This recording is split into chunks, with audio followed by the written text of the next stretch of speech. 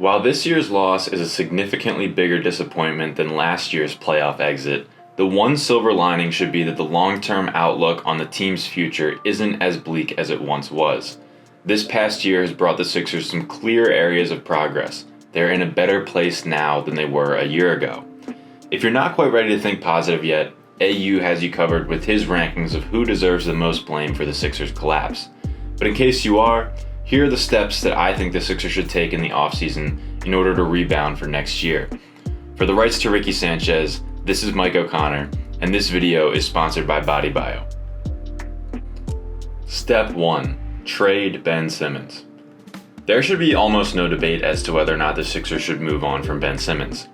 Even though you can make a case that Simmons might look better next year, or that the roster could be built around him to hide some of his weaknesses, I would argue that the mounting internal and external pressure is just too high for him to stick around another year. To steal a point that Crossing Broad's Kevin Kincaid made on Twitter, the situation feels a little bit like Carson Wentz. It just feels necessary for both sides to get a change of scenery. Simmons desperately needs to get to a new team where he can either reinvent himself or be part of a system that doesn't ask him to do things he's not capable of. Internally, I am not sure how this team could survive the psychological weight of going through another season with Simmons on the roster, knowing that this type of playoff performance is what's waiting at the end. If I were Joel Embiid, I would not feel at all comfortable trusting Simmons from here on out. The need to trade Ben goes far beyond basketball reasons, and let's not forget, there are also plenty of basketball reasons. We will certainly have plenty of content throughout the offseason on potential Simmons trades. I remain of the mindset that a potential CJ McCollum swap is one of the most likely outcomes, but we won't dive too deep into that just yet. Let's move on to the rest of the things that the Sixers need to do this offseason to get back on track. Step 2. Offer Joel Embiid the Supermax extension. After making second-team All-NBA this year, Embiid is now eligible for a 4-year Supermax contract extension, which the Sixers can offer him this summer. Once again, there should be almost no debate on this issue.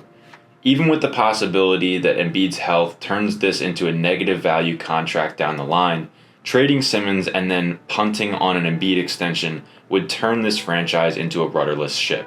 Embiid is the franchise anchor, and the Sixers should be willing to pay him whatever is necessary. Step 3. Re-sign Danny Green. Green said in his exit interview last week that Doc Rivers told him he expects him to be back next year. If I'm the Sixers, I would work hard to bring Green back for multiple reasons. First off, Green had an excellent year and is a strong fit on this roster regardless of what it looks like next season. And second, the Sixers have Green's bird rights, so they can sign him to a reasonable deal despite being over the cap, whereas they wouldn't be able to do so on the open market. Third, Green's contract, assuming that it's in the $10 to $15 million range, would be useful to have in the event of a trade.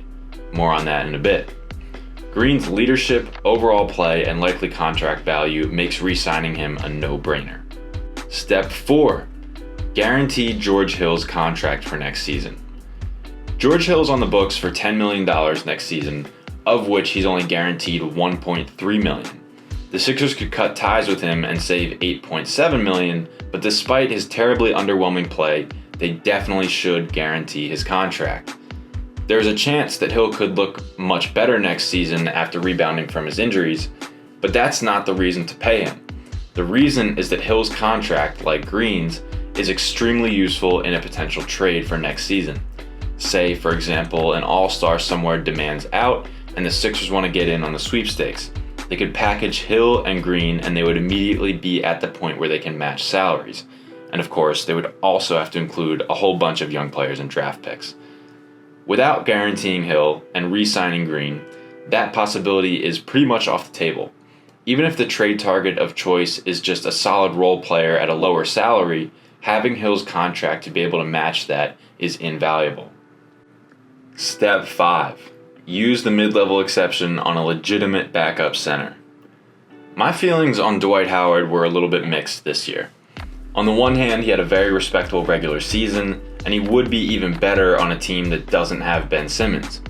On the other hand, he's 36, and he was a train wreck when it counted in the playoffs for reasons that had nothing to do with Simmons. The Sixers should be a prime destination for any mid-level free agent center. Joel Embiid is virtually guaranteed to miss 15 or more games per year, so there's ample opportunity for playing time. Any center who wants to prove that they're worthy of a starting spot in this league should be looking at Philly as one of their top destinations. Nerlens Noel, for example, did just that in New York after signing for the mid-level exception last offseason. Candidates for such a role in the Sixers this year could include Gorgui Dieng, Zach Collins, or perhaps a Tony Bradley reunion. None of those guys are life changers, and maybe it makes more sense to acquire a better backup center via trade, but the bottom line is that they need someone in this role who will be reliable and playable under any circumstances. No more specialists, no more veteran minimum players. Step 6. Acquire another wing defender one way or another. I don't care if it's some form of sign and trade, moving up in the draft, or any other magic act that Daryl Morey pulls out of his hat. If the Sixers trade Ben Simmons, they're going to need more bodies on the wing. Moving on from Simmons in favor of a guard like McCollum or whoever else would leave Matisse Thybulle, Danny Green, and Tobias Harris as the only players on the roster who could feasibly be described as wings. While I do think Thybulle would be ready to take on a much bigger role in the absence of Simmons, they will simply need more bodies to defend the likes of Kevin Durant, Chris Middleton, Jason Tatum, Jimmy Butler, etc. in the playoffs for years to come. Perhaps that means signing PJ Tucker to the mid-level exception and looking elsewhere for a center. Perhaps it means signing a couple of minimum level veterans like James Ennis or Trevor Ariza and hoping one of them works out. Maybe it means including a young player and a pick or two in a McCollum-Simmons trade in hopes that it could bring you back Robert Covington. While these playoffs have proven that wing defense isn't the be-all end-all, the Sixers will need to have more bodies after the departure of Simmons. Morey needs to find a way to fill that hole. Step 7. Fill whatever holes emerge on the coaching staff, but keep Doc Rivers.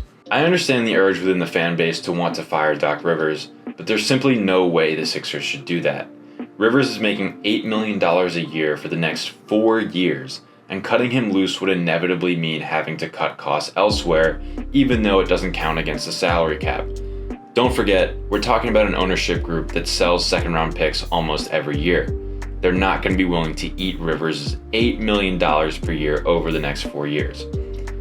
Rivers is, at the very least, a good regular season coach.